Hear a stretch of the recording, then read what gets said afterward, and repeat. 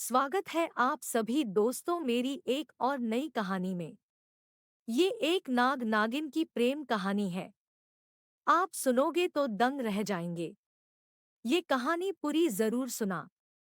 Please कहानी पसंद आए तो चैनल सब्सक्राइब जरूर करें और बताना कैसी लगी आपको ये प्रेम कहानी नाग और नागिन की। चलो शुरू करते हैं।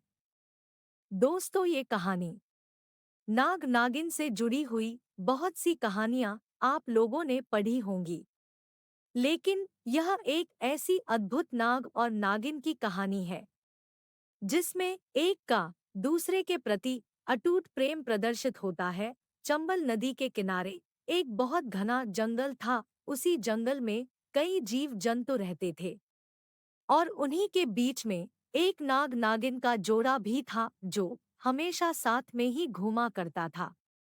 लेकिन एक दिन नाग अकेले ही मदहोश एक पेड़ पर लटक रहा था। उसी समय एक व्यक्ति टहलते हुए जंगल के अंदर पहुंचता है।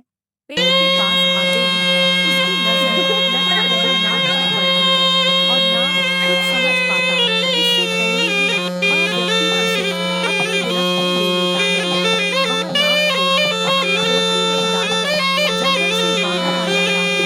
काफी देर तक नाग के ना आने से जंगल में नागिन नाग की तलाश में चारों तरफ घूमने लगती है, लेकिन उसे नाग का कुछ पता नहीं चलता। कई घंटों की तलाश के बाद उसे जंगल के बाहर जाने वाले रास्ते में नाग की केंचुली दिखाई देती है। नागिन को समझ में आ जाता है कि शायद कोई उसके नाग को पकड़कर ले गया है।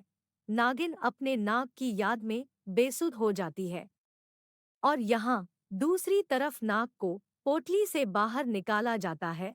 बाहर निकलते ही नाग समझ जाता है कि वह एक सपेरे के चंगुल में फंस चुका है, क्योंकि चारों तरफ सांप ही सांप दिखाई दे रहे थे। दरअसल उन्हें एक पिंजरे में बंद किया गया था। सभी सांपों को कई दिनों से भूखा रखा गया था, जिससे उनकी हालत खराब थी। नाग को इस जल्लाद आदमी के ऊपर बहुत गुस्सा आ रहा था, लेकिन सपेरे से निपट पाना उसके बस की बात नहीं थी। हालांकि उसे अपनी नागिन पर पूरा यकीन था कि वह उसे बचाने जरूर आएगी, लेकिन वह केवल नागिन के ही सहारे नहीं बैठना चाहता था। यहाँ जंगल में नागिन फैसला करती है कि वह नाग को ढूंढने शहर जाएगी, क्योंकि नाग की केंचुली शहर से बाहर जाने वाले रास्ते में ही मिली थी। यहाँ सपेरा नाग को अपने साथ लेकर शहर में खेल दिखाने पहुंच जाता है। वह दर्शकों के सामने खेल दिखाते हुए उन्हें नाग को दूध पिलाने को कहता है, लेकिन सांप जंगल में कीड़े मकोड़े खाकर जिंदा रहने वाला प्राणी है।